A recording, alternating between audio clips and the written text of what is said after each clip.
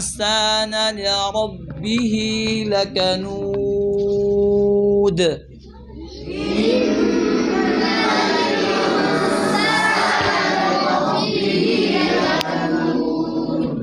وإنه على ذلك لشهيد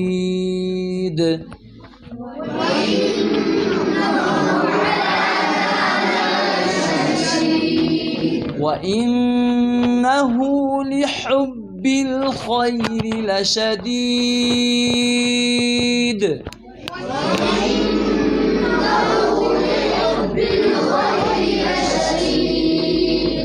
أفلا يعلم إذا بعثر ما في القبور وحصل ما في الصدور